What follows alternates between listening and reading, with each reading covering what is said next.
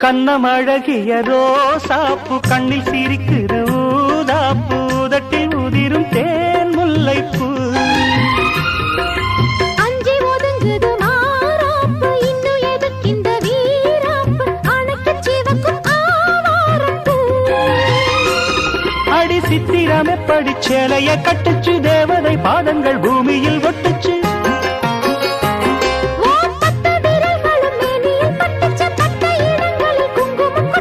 நித்தம் இரவினில் வித்தை படிக்கையில் ரசிச்சு பழகும் அழகு